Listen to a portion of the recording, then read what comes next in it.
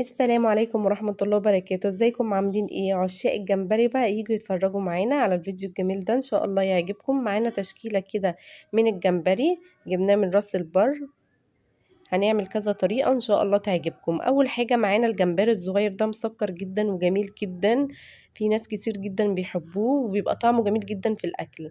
ومعانا شبت وبقدونس، ومعانا 2 بصلتين مبشورين، ومعانا كمون وملح وفلفل وراس من الثوم مبشورة كده زي ما انتوا شايفينها، ومعلقة كبيرة من الصلصة، ومعانا صلصة طماطم.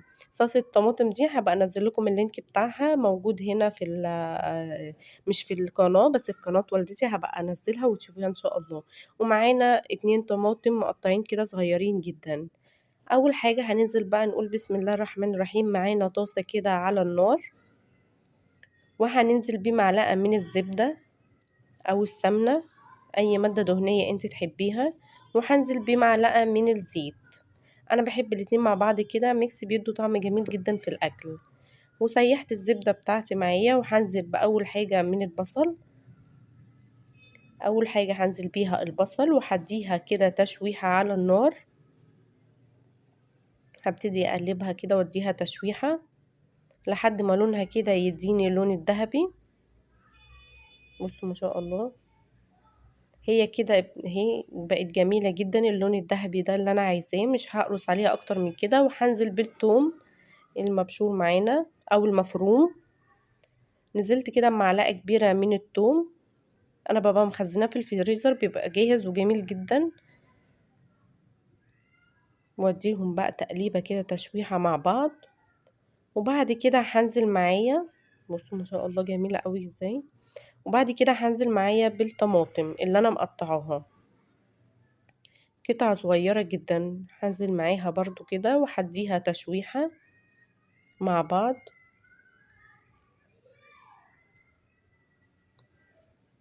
بصوا ما شاء الله جميلة جدا، عايزة اقول لكم سهلة جدا. وبعد كده هنزل مع بعض كده، ننزل مع بعض بمعلقة من الصلصة او معجون الصلصة. حباها حباها، مش حباها مفيش مشكلة، بس بتدي طعم حلو ولون حلو كده في الطاجن. وبعد كده هننزل بالصلصة بتاعتنا. الصلصة دي برضو انا بخزنها في الفريزر، بتبقى سهلة كده وجميلة جدا وعملية جدا. وهديهم تقليبة مع بعض كلهم. هدخل الخلطة بتاعتي كلها مع بعض كده، وبعد كده هنزل معايا بمية مغلية او مية دافية، بلاش مية ساقعة. هنزل كده بمية دافية، حبة من المية الدافية، عشان خاطر الخلطة بتاعتي كلها تتسبك وتبقى جميلة جدا. انا لسه منزلتش الجمبري بتاعي، يعني احنا نزلنا كده الخلطة بتاعتنا كلها وشوية مية. هنزل بقى بالكمون والملح والفلفل، مش هزود اي بهارات معايا تاني. بجد جربوها هتعجبكم جدا ان شاء الله. وهدي بقى تقليبة، هدخل التوابل بتاعتي كلها في البصل والطماطم والثوم. وبعد كده هنزل، بصوا ما شاء الله المية بتاعتي اتشربت وبقت شكلها اتسبكت جميلة جدا. هنزل بقى بالشبت وبقدونس والكزبرة.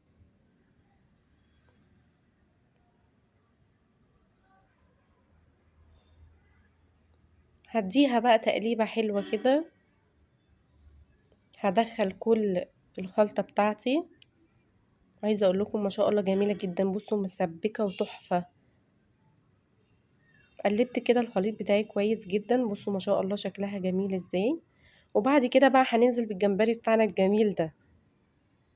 بجد بجد الجمبري ده طعمه مسكر جدا وتحفة، بجد تحفة. يعني جربوا الطريقة دي هتعجبكم ان شاء الله. والجمبري الصغير ده مسكر جدا، يعني في ناس عشاق الجمبري الصغير ده.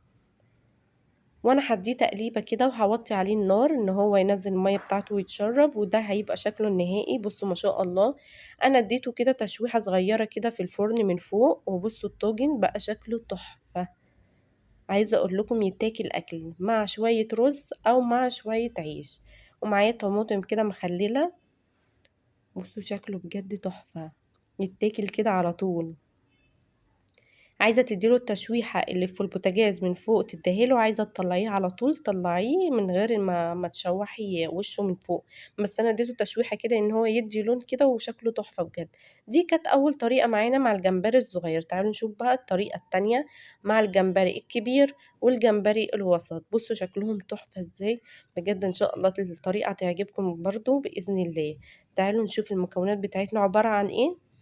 نقول بسم الله الرحمن الرحيم. معانا كده طبقين، طبق فيه التوابل بتاعتنا ملح وفلفل وكمون وكزبرة والسبع بهارات، والطبق التاني فيه نفس التوابل بس هنزود معلقة من الكركم او الكاري يعني المتاح عندك.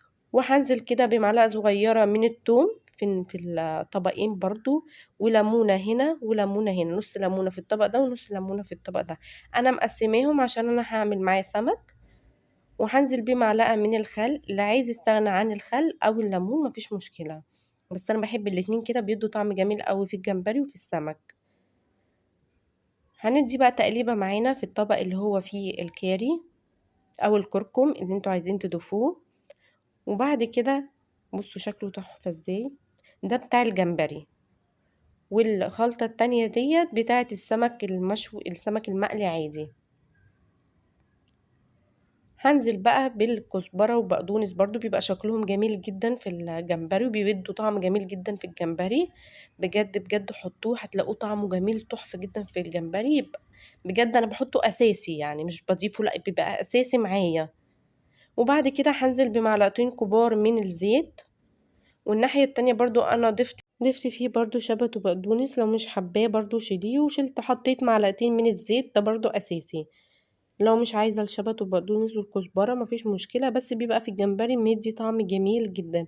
هديه بقى تقليبة كويسة جدا زي ما انتوا شايفين. بصوا ما شاء الله، عايزة اقول لكم ريحة الخلطة جميلة جدا لوحدها. عايزة تضيفي طبعا اي حاجة في الخلطة بتاعتك ضيفيها، دي اختياري ليكي. بما ان حجاج كان اجازة اليوم ده قلت له قوم ساعدني بقى وتعالى اعمل معايا الجمبري. هو ما شاء الله بيفتحه احسن مني كده من فوق وبيطلع منه الخط الاسود دوت.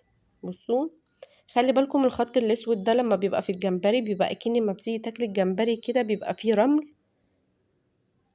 لازم ان انتي تشيلي الخط الاسود دوت من فوق كده الجمبري، تفتحيه فتحة صغيرة كده زي ما انتوا شايفين وتطلعوا منه الخط ده. نضفنا كل الجمبري معانا ما شاء الله. معانا الجمبري الكبير ومعانا الجمبري الوسط. بصوا ما شاء الله شكله جميل قوي ازاي. عايزة اقول لكم كان تحفة بجد. الفتحة بتاعتنا بقى اللي هي في الظهر ديت الصغيرة ديت هنحط فيها الخلطة. بصوا ونضيف وما فيهوش اي حاجة خالص، اهم حاجة تشيلوا الخط الاسود من الظهر من فوق عشان ما يبقاش زفر معاكي وفي نفس الوقت ما تحسيش ان فيه رمل.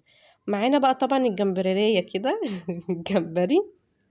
هنجيب بقى الخلطة بتاعتنا الجميلة دي وهنحطها في الفتحة الصغيرة اللي احنا فتحناها من فوق. بصوا واحنا بنحط الخلطة بتاعتنا كده في الظهر من فوق هنزق كده برضو معانا الخلطة في الراس. عايزة اقول لكم الراس بتبقى جميلة جدا في الطريقة دي.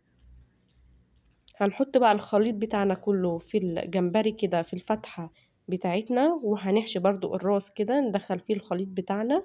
بصوا ما شاء الله الجمبري جميل ازاي. في ناس بتحب الجمبري الكبير دوت او الجمبري الوسط او الجمبري الصغير اللي احنا عملناه طاجن. بجد كله طعمه جميل جدا. بس عايزه اقول لكم اصغر جمبري هو اللي تلاقيه مسكر جدا. يعني ده فيه لحم وجميل جدا وتحفه وحلو جدا. الجمبري الصغير اللي احنا عملناه في اول الفيديو عملناه طاجن بجد مسكر جدا. احنا كده خلاص بندخل الخليط بتاعنا في الجمبري. هدخل بقى بقيه الخليط بتاعنا في بقيه الجمبري زي ما انتوا شايفين. بصوا ما شاء الله شكله تحفه. اتبقى معايا شويه من الخلطه بتاعتنا، هنزل بيها كده على الجمبري من فوق زي ما انتوا شايفين. عايزه اقول لكم بصوا بجد هيبقى طعمه تحفه. هاجي بقى كده اولع البوتاجاز معايا وهحط الجمبري وهنزل بشويه ميه صغيرين على الجمبري وهغطيه واوطي عليه النار. تعالوا بقى نرفع كده الجمبري ونشوف بقى شكله عامل ازاي. بصوا ما شاء الله لونه اتغير، وبصوا المية بتتشرب ازاي وشكله تحفة. عايزة اقول لكم الريحة فظيعة. بصوا ما شاء الله. هندي بقى تقليبة للجمبري بتاعنا الحلو، وهنوطي برضو ونقفل عليه. والمية كده ابتدت ان هي تتشرب معانا خالص. خلي بالكم ان الجمبري ما بياخدش معانا سوا، بس ده احنا سيبناه شوية عشان خاطر كبير شوية، عشان الكبير دوت بياخد سوا شوية. بصوا كده المية خلاص اتشربت معانا وبقت جميلة جدا. هنسيب شوية من الشوربة بتاعة الجمبري دي، بتبقى طعمها تحفة بجد جدا. بصوا منظره تحفة. احنا مش هنصبر عليه اكتر من كده. تعالوا نغرفه بقى ونشوف شكله عامل ازاي. بصوا ما شاء الله غرفناه وشكله تحفة بجد، طعمه كان جميل جدا. بصوا ما شاء الله حلو جدا بجد. فيليه مقطعاه بقى صغير كده، وعملته برضو قليته مع الجمبري. بصوا تحفة. عايزة اقول لكم دي وجبة ودي وجبة، يعني اللي عايز ياكل الاتنين مع بعض تمام، اللي عايز ياكل الطاجن مع الجمبري كده برضو تمام. بص بقى ده حبة الصوص بتاع الجمبري، الشوربة ده فيه كل الفسفور بجد تحفة. تشربوه كده جميل جدا، او ان انتوا تحطوه على الجمبري من فوق بعد كده ما يخرج. وبجد بألف هنا وشفا يا رب. ومتنسوش اللايك والاشتراك في القناة عشان يوصلكم كل جديد بإذن الله.